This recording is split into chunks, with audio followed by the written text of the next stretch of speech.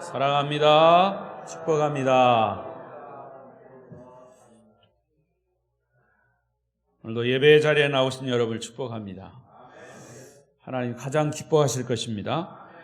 그리고 또 비대면 영상으로 예배하시는 분이 있으면 그 가운데도 하나님이 말씀의 은혜가 성령의 기름 부으심이 있기를 바랍니다. 오늘 말씀의 주제는 섬김을 받는 자보다 섬기는 자. 시작. 네.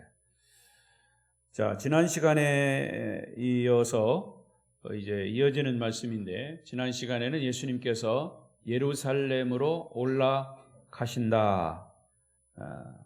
그 예루살렘으로 올라가시는 이유는 십자가를 지시고 죽으시고 부활하시기 위해서 올라가시는 거예요.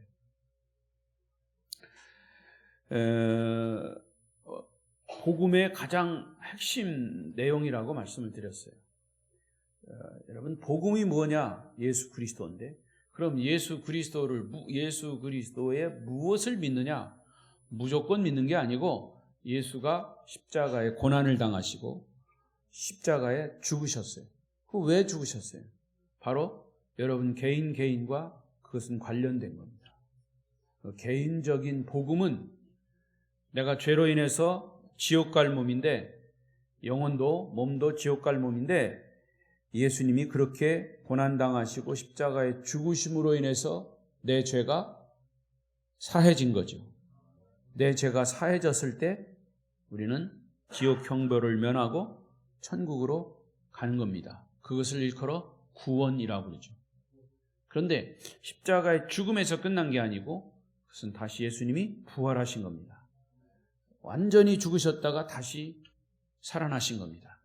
그 말은 우리의 모든 죄가 완전히 씻겨졌다는 사실을 믿을 때 우리도 예수님처럼 죄를 용서받고 천국에 이를 수 있고 또 예수님처럼 부활할 수 있다는 것이죠. 그게 복음의 핵심이에요. 복음의 핵심. 자, 그러기 위해서 예루살렘으로 올라가시면서 이제 그런 일들을, 당신이 당할 일들을 쭉 제자들에게 말씀을 하셨어요. 내가 예루살렘 올라가는 것은 어떤 환영을 받거나 대중의 인기를 끌기 위해서 가는 것은 아니다. 오히려 고난이 나를 기다리고 있다. 많은 사람들이 나를 죽이려 할 것이고, 나를 비난할 것이고, 나를 저주할 것이고, 또 실제로 나는 십자가에서 죽게 될 것이다. 그러나 죽음 이후에는 너희가 상상할 수 없는 부활이 나에게 있을 것이다. 자, 이런 얘기를 했어요. 이게 복음의 핵심적인 내용을 제자들에게 한 거예요. 그런데 여러분, 복음서에 보시면 예수님이 이렇게 십자가와 고난과 죽음과 부활을 예고하신 것은 공생의 3년 동안에 딱 3번입니다. 공식적인 자리에서 3번 얘기했어요.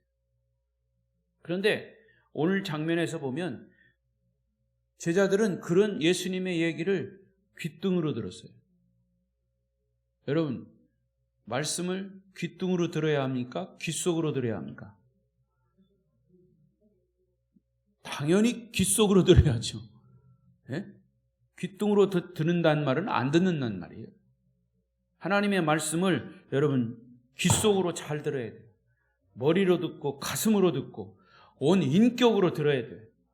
이 제자들처럼 지금 예수님이 하시는 말씀을 무슨 뜻인지도 모르고 그냥 듣긴 들었는데 그냥 지나쳐버렸다는 거예요. 앞으로 당할 일을 자세히 설명하시는데도 제자들은 여전히 세상적인 가치관을 가지고 있어요. 누가 높으냐, 누가 낮으냐를 따지고 있다는 거예요. 다시 보겠습니다. 20절, 21절. 20절, 21절. 시작. 그때에 세베대의 아들의 어머니가 그 아들들을 데리고 예수께 와서 절하며 무엇을 구하니? 예수께서 이르시되 무엇을 원하느냐? 이르되 나의 2 아들을 주의 나라에서 하나는 주의 우편에 하나는 주의 좌편에 앉게 명하소서. 자, 여기 세베대의 2 아들은 사실은 예수님과 혈연 관계, 일가 친척이에요. 야고보, 요한을 말하는 거예요. 마가복음 10장 35절에 보면 야고보와 요한이 이 사실을 직접 얘기합니다. 마가복음에는. 근데 이 마태복음에는 자기 어머니를 동원해 가지고 어머니를 통해서 청탁을 하는 거예요. 이를테면. 그러니까 뒤에 나옵니다마는 다른 10 제자들도 그걸 보고 여기서 분노했다 그랬어요. 여러분, 이게 세상적인 가치관입니다. 예수님이 저렇게 기적을 일으키고 인기가 있고 정치적인 어떤 높은 자리에 있을 것 같단 말이죠. 그러니까 제자들은 예수님이 하신 이 고난과 십자가와 부활을 다 까마득히 잊어버리고 세상적인 가치관을 아직도 가지고 있어서 얘기하는 거예요. 세상적인 가치관은 뭐예요? 예수님이 높은 자리에 있으면 엄마한테 청탁해가지고 너희들 친척이니까 백으로 좀 높은 자리에 있게 해라. 하나는 좌편에 하나는 우편에. 또 이 마태복음에서는 직접 말하기가 좀 거북하니까 자기 어머니를 시켜가지고 부탁을 한 거예요. 부탁한 내용은 뭐라고요? 하나님 나라에서 하나는 우편에 하나는 좌편에 해달라는 거죠. 그런데 여기 제자 중에 야고보와 요한만 그런 생각을 했느냐? 그렇지 않아요. 나머지 10명의 제자들도 똑같은 생각을 하고 있어요. 우리도 예수님의 제자니까 예수님이 높아지면 우리도 한 자리 할 수 있겠다. 자, 보세요. 24절입니다. 24절 시작. 10 제자가 듣고 그 두 형제에 대하여 분이 여기거늘. 왜 분을 여겼어요? 니네들만 그렇게 자리 차지하냐? 더군다나 니네들 엄마까지 동원해가지고 이렇게 할 거면 우리도 그런 생각을 가지고 있다는 거죠. 왜 분이 여겼어요? 박수 쳐줘야죠. 예? 그래서 사촌이 뭐 땅을 사면 배가 아프다고요? 그게 괜한 얘기가 아니잖아요. 이게 세상적인 가치관이에요. 나머지 제자들도 자기가 주의 좌편에 우편에 앉고 싶은 마음이 정말 굴뚝 같았다는 거죠. 그들이 왜 화를 내냐고 말이에요. 예수님 친척이라고 엄마까지 동원해서 청탁을 하다니, 주님을 3년 동안 열심히 따라다니고 훈련했던 제자들이지만 그들은 아직도 이런 세상의 가치관과 세속적인 사고방식에서 벗어나지 못한 겁니다. 여러분, 우리는요 세상에 살기 때문에 세상적인 사고방식이 항상 마음속에, 아니 삶에서 익숙해져 있어요. 그래서 예수 안 믿던 사람이 예수 믿는 것이 어려운 게 바로 그거예요. 내가 그동안 이런 믿지 않는 세상의 문화 속에서 살다가 예수 믿고 교회에 나와서 말씀 듣고 하면 이건 전혀 다른 거거든요. 또 이건 영적인 세계거든요. 내가 살아왔던 그런 모든 것들이 완전히 180도 달라져야 돼요. 그러니까 힘든 거예요. 그래서 복음은 어렸을 때 그 마음속에 복음이 bek혀야지 한참 예수 안 믿다가 예수 믿는 것이 그렇게 어려운 거예요. 쉽게 말해서 예수 안 믿는 친구도 많지, 예수 믿으려고 보면 친구도 별로 없지, 말도 안 통하지. 이게 엄청난 고통입니다. 그러나 사실은 여기에 살 길이 있는 거잖아요. 예수님이 생명이라고 그랬어요. 예수를 믿으면 그게 복음이라고 그랬어요. 하나님 나라 임한다고 그랬어요. 지옥 가지 않고 천국 간다고 그랬어요. 살 길이 있는데도 사람들은 그걸 모른다는 거죠. 이게 세상적인 가치예요. 제자들은 예수님이 세상의 정치적, 군사적, 경제적, 사회적 구세주로 나서기를 기다렸던 거죠. 자기들의 질병, 가난, 정치적인 억압에서 구원해 줄 메시아를 그들은 기다리고 있었는데 3년 동안 훈련 받고 보니까 예수님이 분명히 그렇게 나서야 자기들도 살고 이스라엘 나라도 산다고 생각했던 거예요. 그러나 구약의 예언대로 참된 메시아는 누구예요? 고난받는 종입니다. 고난받는 종. 이 고난받는 종이라고 하는 이 사실을 그들은 인정하고 싶지 않았어요. 예수님이 십자가에 죽는다고 하는 이 사실은 마음에 내키지 않은 거예요. 이런 광경이 바로 예수님이 그렇게 사랑하고 훈련했던 12 제자의 모습이었다. 자, 이런 부탁에 대해서 예수님이 어떤 반응을 보이셨습니까? 22절을 보십시다. 뭐라고 말씀하셨어요? 시작. 내가 마시려는 잔을 너희가 마실 수 있느냐?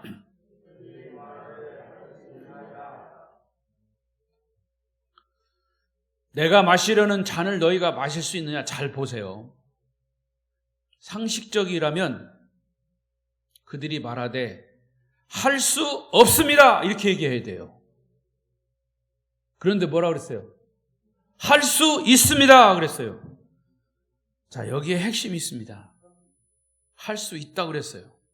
근데 사실은 이 상황에서 보면 그들이 믿음이 있어서 할 수 있다고 한 게 아니에요. 사실은 조금 전에는 나는 좌편에 나는 우편에 앉는다고 큰 소리 쳤던 게 조금 전이에요. 근데 예수님이 내가 마시려는 잔을 너희가 마실 수 있느냐? 여기서 예수님이 마시는 잔이 뭐예요? 고난의 잔이에요. 십자가의 죽음이에요. 그러면 이 십자가의 죽음이라고 하는 사실이 이 내가 마시려는 잔을 너희가 마실 수 있느냐라고 하는 의미를 모르고 이렇게 대답했을까요? 알고 대답했을까요? 모르고 했다는 거죠. 주님의 말씀을 완전히 이해하지 못했어요. 여러분, 일반적으로요, 사람들은 자기를 잘 알지 못해요. 자기 나름대로 결정을 내리고 행동을 합니다. 그러나 그 행동의 결과가 어떻게 나타날지도 모르고 하는 거예요. 그걸 어떻게 할 수 있어요? 대부분 평균적으로, 물론 모든 사람이 다 그런 건 아니지만 평균적으로 사람이 죽음이 임박하게 되면 대부분이 자기의 삶을 돌아보면서 자기가 헛되게 살아왔다고 후회하고 고백합니다. 아, 내가 평생 헛소리만 하고 살았구나. 별거 아닌 거 가지고 내가 거기에 목숨 걸었구나. 진정 삶의 의미가 있는 시간, 가치가 있는 시간은 내 생에 별로 없었다. 이런 고백을 해요. 공통적인, 평균적인 고백입니다. 그러면서 삶을 후회한다는 거죠.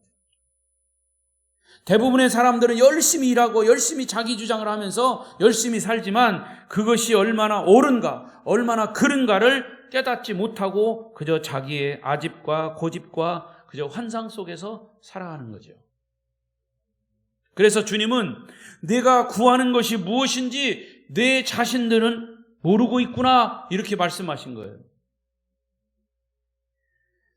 여러분 자신들이 찾고 구하는 것이 과연 무엇인지 여러분은 알고 있습니까? 우리가 열심히 추구하는 것이 정말 하나님이 보시기에 옳은 것인지 그른 것인지 잘 알고 있습니까? 어떤 기도를 열심히 해도 그 기도의 내용이 아무리 많아도 시간이 많이 걸려도 정말 하나님 보시기에 합당한 것들인가? 만약에 그 기도가 하나님 앞에 합당치 않는 기도라면 우리는 그런 장시간 기도해도 헛된 기도를 하고 있는지 몰라요. 우리가 열심히 살아서도 하나님이 보시기에 옳지 못한 삶을 살았다면 얼마나 허무한 삶이 되겠느냐. 따라서 우리 그리스도인들은 항상 말씀이라고 하는 거울에 우리를 비춰보면서 자신의 삶을 살아야 합니다. 목사님, 그럼 어떻게 살아란 말입니까? 여기 삶의 이 지침서를 다 말씀해 주셨잖아요. 끊임없이 그걸 얘기하고 있잖아요. 그럼 목사님은 그렇게 삽니까? 나도 잘 못 살아요. 그러나 말씀의 기준은 있잖아요. 그러나 이 성경을 믿지 않는 사람은 말씀의 기준조차 없어. 내 생각이 말씀의 기준, 내 삶의 기준이요. 그러니까 그게 옳고 그른 거를 분별할 수 없다는 거죠. 그래서 예수님이 당신을 나는 곧 길이요 진리요 생명이라 그랬어요. 나로 말미암지 않고는 아버지께로 올 자가 없느니라. 우리는 그 주님의 길을, 주님의 삶을 닮아가고 그 길을 따라가야 올바로 갈 수 있는 거죠. 아멘.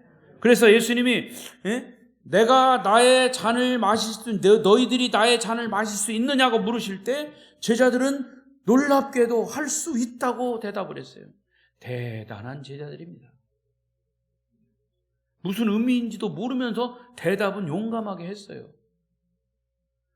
여러분, 무식한 사람은 용감하다고 성령으로 거듭나지 못한 사람들의 믿음 위에는, 성령으로 거듭나지 못한 사람은 겸손은 없고 교만만 있어요. 성령의 임재가 있기 전에 베드로를 보세요. 베드로는 마태복음 16장 16절에서 신앙 고백을 멋지게 했죠. 그 신앙 고백을 듣고 나서 예수님이 너무 감격하셔서 베드로에게 그랬어요. 야, 이것을 너에게 알게 한 것은 네가 아니라, 내 욕심이 아니라 성령이 알게 했다. 그렇게 말씀하셨어요. 내 안에 성령이 그렇게 말씀하신 것이다. 그리고서 바로 뭐라고 하셨냐면, 이제 내가 예루살렘으로 올라가서 십자가에서 죽음을 당하고 부활할 것이다. 이 복음을 얘기했어요. 그런데 베드로는 너무나 용감하고 충성스럽게 또 뭐라고 대답하냐? 주여, 그러면 안 됩니다. 주님의 어깨를 만져가면서 막 흔들면서 주님이 왜 돌아가십니까? 왜 죽으십니까? 결코 주님께 미치지 못하도록 내가 하겠습니다. 뭐 이렇게 반응했죠. 무식한 건 용감한 겁니다. 그때 예수님 뭐라고 반응하셨어요? 즉시 사탄아 물러가라. 내 뒤로 물러가라. 너는 하나님의 일을 생각하지 않고 도리어 사람의 일을 생각하는도다. 여러분, 성령으로 거듭나지 못하면 누구든지 인간적인 생각과 말을 할 수밖에 없습니다. 변화된 성령으로 거듭난 사람은 성경적인 가치관, 하나님의 말씀에 근거해서 고백하고 말하고 행동하는데, 성령으로 거듭나지 못한 사람은 세상적인 가치관을 그대로 가지고 있다는 거죠. 그래서 인간의 최고의 기준은 뭐냐? 이성, 상식, 혹은 합리성, 이런 걸 가지고 인간은 살아가요. 어떻게 인간의 이성과 상식과 합리성을 가지고 하나님을 논할 수 있냐고 말이에요. 그러니까 여러분, 하나님은 저 위에 계신데 우리 인간은 이 밑에서 그저 하나님이 있다 없다 막 그렇게 얘기하는 거예요. 얼마나 어리석은 일입니까? 제가 늘 말씀드리는 것처럼 해가 동쪽에서부터 지금 햇빛이 딱 비치고 있는데 구름에 해가 딱 가려졌어. 그러니까 밑에 있는 사람이 야, 해가 없어진 것 같다. 야, 오늘은 해가 없나 보다. 그렇게 논하는 것과 똑같은 거예요. 하나님은 태초부터 거기 계셔요. 그런데 우리 인간은 여기서 자기의 지식과 과학과 이런 걸 가지고 하나님이 있다 없다. 하나님을 믿으려면 내 손을 믿어라.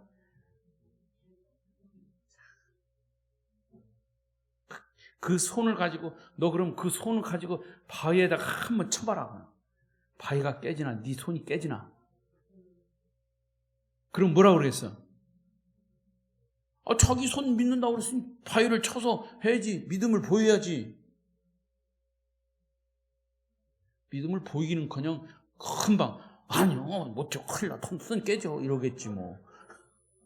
그런 손을 어떻게 믿어? 그죠? 여러분, 인간의 이성, 상식, 합리성을 가지고 하나님을 논할 수는 없는 거예요. 하나님은 인간의 이성이나 상식에 가둘 수 없는 존재이시다. 하나님은 창조주이시기 때문에 인간이 아무리 깊은 지식과 이성을 가지고 있어도 하나님을 넘어설 수는 없는 거예요. 자, 요한복음 3장 6절 7절을 읽어보십시다. 시작. 육으로 난 것은 육이요 영으로 난 것은 육이니 내가 내게 거듭나야 하겠다 하는 말을 놀랍게 여기지 말라. 여기 아주 명확하게 육으로 난 것은 육이다. 인간이 육신으로 난 것은 육신에 불과하다 그 말이에요. 그래서 이 니고데모에게 예수님은 성령으로 거듭나야 된다 이런 말씀하셨어요. 다시 태어나야 한다 그랬어요. 그러니까 니고데모는 그게 무슨 소리인지 못 알아들었죠. 왜? 육적으로 생각하고 있는 니고데모, 영적으로 말씀하시는 주님의 이 코드가 맞을 리가 없어요. 여러분, 어떤 사람들은요, 모든 것을 내가 느껴야만 하고 만져야만 하고 이해해야만 믿는다고 얘기합니다. 하지만 내가 만질 수 있는 부분은 지극히 제한되어 있어요. 내가 이해할 수 있는 부분도 지극히 제한되어 있어요. 그런데요, 여러분, 내가 이해한다고 하는 것 자체도 사실은 쉽지 않아요. 제가 그저께 여기 박영기 목사님 그 교육원에 가서 한 30여 명 이제 강의했어요. 제가 이제 직간접으로 복음을 전하면서 강의하죠. 더군다나 마침 강의 제목은 임종에 관한 거예요. 임종. 사람 죽는 거, 사람은 죽는다. 그 뭐 내세에 대한 얘기든지, 그 내세에 대한 얘기는 과목에 없는데 임종하다 보니까 내세 얘기하죠. 천국과 지옥도 얘기하고. 근데 그걸 얘기하면서 제가 이제 또 어떤 과목을 가르치냐면 의사소통이에요. 의사소통. 요양보호사가 요양보호를 하는 대상자에게 어떻게 의사소통을 해야 되냐. 그걸 강의하는데, 그게 참 저한테 적절한 강의인 것 같아요. 여러분도 강의 들어보실래요? 왜냐하면 꼭 요양보호사가 의사소통 대상자에게 의사소통만 아니에요. 일반적인 의사소통. 자, 뭐 앞뒤 다 자르고 제가 설명할 때 이해라고 하는 단어를 설명했습니다. 소통을 하려면 상대방을 이해해야 된다. 이해라고 하는 영어 단어가 뭐냐? understand예요. understand. 이 understand라는 말은, under라는 말은 밑에 서다라는 것이에요. 밑. 당신의 아래. stand라는 말은 서다라는 뜻이죠. 그래서 understand라는 말은 당신의 밑에 내가 서는 거다. 그게 이해하는 거예요. 그게 소통하는 겁니다. 그런데 사람들은 어떻게 해요?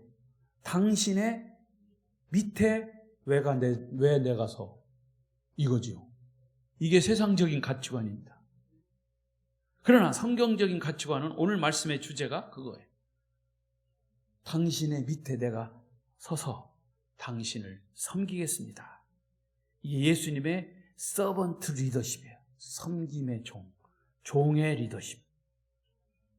그러니까 이해라고 하는 것은 어떤 상황 속에서도, 그러니까 또 그 말을 이어서 하면, 당신과 나는 당신이 틀렸어. 아니야, 당신이 틀렸어. 틀린 게 아니고 서로 다른 거다. 그것만 이해해도 소통은 되는 거예요. 할렐루야. 여러분, 그렇습니다. 하나님과 나와의 소통도 마찬가지예요. 우리가 하나님을 내 머리로, 지성으로, 상식으로, 어떤 합리성으로, 논리로 다 이해할 수 없어요. 하나님은 우리를 초월하신 분이고 하나님 우리를 창조하신 분이에요. 그러니까 인간이 볼 수 있는 세계는 아주 뾰족한 바늘, 정말 날카로운 바늘로 점을 하나 딱 찍어 놓은 것보다도, 그 점보다도 안 되는 존재가, 못 되는 존재가 우리 인간의 존재예요. 그래서 여러분, 아담이라고 하는 본래 단어의 뜻이 뭔지 아세요? 먼지라는 뜻이에요. 먼지. 우리 인간이 어디서 왔어요? 흙으로 왔죠. 여러분, 흙이 뭐예요? 원료가 뭐예요? 먼지입니다. 먼지. 예? 우리 인간은 먼지예요. 이게 먼지. 그래, 여러분들은 먼지가 여기 있는데 물으면 어떻게 해요? 예? 털지요. 털어. 하나님이 우리를 먼지로 알면 이렇게 털어버리면 우리는 끝이요. 예? 심각합니까? 그런데 그 하나님의 존재와 우리와의 존재를 생각한다면 우리는 뭐 큰 소리 칠 거 없어요. 자, 따라서 보이는 세계는 또 얘기합니다. 보이지 않는 세계에 의해서 움직여지는 것이다. 성탄절 설교를 제가 얘기했죠. 보이는 세계는 보이지 않는 세계에 의해서 움직여지는 거예요. 근데 그 보이지 않는 영의 세계는 두 가지예요. 선한 세계가 있고 악한 세계가 있어요. 선한 세계는 성령의 세계, 하나님의 세계고, 악한 세계는 사단의 세계고. 그러니까 우리가 선한 이 세계, 영의 세계, 성령에 의해서 우리가 보이는 세계가 조종되어지는 거고, 움직여지는 거죠. 할렐루야. 그러니까 영의 세계는 엄청나게 크지만 육의 세계는 아주 미미한 거예요. 그래서 여기 살리는 것은 영이니 육은 무익하니라. 육으로 난 것은 육이요 영으로 난 것은 영이니, 살리는 것은 영이니 육은 무익하니라. 내가 너희에게 이른 말이 영이요 생명이니라. 따라하십시다. 영이요 생명이라. 바로 그런 말씀. 예수님은 지금 그런 얘기를 하고 있는데 제자들은 엉뚱한 대답을 하고 있어요. 그리고 또 할 수 있다고 큰 소리 치고 있어요. 자, 예수님의 반응을 다시 보십시다. 23절, 본문이 23절. 시작. 내 아버지께서는 누구를 위하여 예비하셨는지 그들이 얻을 것이니라. 주님은 어리석은 제자들을 꾸짖지 않으시고 불쌍히 여기셨어요. 이 말은 무슨 말이냐? 우편이나 좌편이 없다는 뜻도 아니고 내가 너희에게 그런 능력을 줄 힘이 없다는 그런 뜻도 아니에요. 마태복음 19장에서는 주님의 제자들이 12보좌에 앉아서 주님과 함께 이 세상을 심판을 같이 한다고 하셨어요. 그런데 오늘 본문의 이 말씀은 너희가 혹시 내 잔을 마실 수 있을지 모르지만 지금 너희가 요구하는 것은 참된 요구가 아니다. 이렇게 다시 그들을 이해시킨 거예요. 저 같으면 그랬을 거예요. 야, 내가 너희를 3년 동안 이렇게 훈련시켰는데 왜 그것도 못 알아듣고 있어? 이 등신들아. 막 이랬을지도 몰라요. 그러나 주님은 그렇게 말씀하시지 않았어요. 그들을 설득하신 거예요. 이해시킨 거예요. 그러니까 예수님의 제자들은 희생과 헌신 없이 성공을 추구하려고 했던 거죠. 여러분, 대가가 없이 열매를 맺는 것은 이건 도둑이에요. 도둑을 왜 도둑이라고 그랬어요? 피땀 흘려서 농사를 짓고 거기에 따른 대가를 기대해야 되는데 농사는 짓지 않고 열매만 거둘라고 하면 그건 도둑질이죠. 그래서 주님은 25절부터 다시 말씀하셨어요. 자, 25절 중요한 얘기예요. 큰 소리로 시작. 예수께서 그들을 임의로 주관하고 권세를 부리는 줄을 너희가 알거니와. 그 25절 26절 너희 중에는 그렇지 않아야 하나니 너희 중에 누구든지 크고자 하는 자는 너희를 섬기는 자가 되고 너희 중에 누구든지 으뜸이 되고자 하는 자는 너희와 종이 되리라. 그러니까 사실 이 말씀은 제자들에게는 엄청난 선언, 엄청난 충격적인 어떤 혁명적인 선포입니다. 주님이 말씀하신 대로 야, 세상의 권력자들, 권력형 인간들은 임의로 권력을 가지고 그것을 이용해서 사람들을 마음대로 부린다, 독재를 한다. 이것이 세상의 질서고 세상적인 사고방식이야. 그래서 많은 사람들이 자꾸 높이 올라가려고 하고 또 많이 소유하려고 합니다. 그거 가지고 세에 부리려고. 그래서 권력을 가질 수만 있다면 인격이나 자존심 다 버리고라도 거기다가 줄을 대는 거예요. 여러분 보시잖아요, 지금. 그러나 하나님의 나라는 이런 세상적인 가치관과 정반대예요. 누구든지 큰 사람이 되려면 섬기는 자가 되고 으뜸이 되려면 종이 되라. 이게 하나님 나라의 질서예요. 아까 말씀드린 대로 종의 리더십, 서번트 리더십. 예수님은 이 섬기는 자의 본이 되심으로 섬기는 자로서의 리더십을 보이신 거죠. 여러분, 믿음이 성숙한 사람은요, 앞에 나서는 사람이 아니고 보이지 않는 곳에서 남을 섬기는 사람이에요. 이게 성숙한 사람이에요. 종이 되려는 사람. 그리고 예수님은 섬기는 자로서의 삶을 사셨어요. 그래서 태어나신 것도 마국간에서. 제가 말씀드렸나 몰라도 예수님이 세례를 받으신 이 요단강이죠. 이스라엘에 가면 요단강이 있는데 그 요단강이라고 하는 지역은 전 세계에서 가장 해발은 높이죠. 해발 몇 메타 높이죠. 거기는 해저입니다. 이 바다보다 밑에 제일 낮은 곳이 예수님이 세례받은 요단강 제일 낮은 곳이에요. 저도 그걸 몰랐었는데 거기 가서 알았어요. 그 가이더 선교사님이 그렇게 얘기하더라고요. 그래서 머리를 탁 쳤죠. 그렇구나. 예수님이 세례받으신 것조차도 인간으로 오셔서 세례 요한에게 세례받으신 것조차도 낮아지셨는데 그 장소까지도 지구에서 가장 낮은 곳에서 세례를 받으셨구나. 이거 굉장히 중요한 메시지잖아요. 그리고 또 3년 동안 공생의 사역도 주로 멸시받고 약한 자, 창녀나 세리, 과부, 배고픈 자, 가난한 자, 병든 자, 이 세상에서 버린 자들, 버림받은 자들과 함께 계셨다는 거죠. 그것이 예수님의 삶, 섬김의 삶이라는 거죠. 여러분, 하나님의 나라가 정말 하나님의 나라나 교회의 참된 리더십은 섬기는 위치에 있는 사람이죠. 그래서 어떤 직분을 받는 것도 이게 자리가 올라가고 계급이 높아지는 게 아니고 더 무거운 짐을 지는 거예요. 더 무거운 짐을 지는 거죠. 왜? 교회를 섬기기 위해서, 주님을 섬기기 위해서. 봉사하고 희생하고 헌신하는 사람들이 존경받는 곳이 교회여야 하고 천국여야 한다 그 말이죠.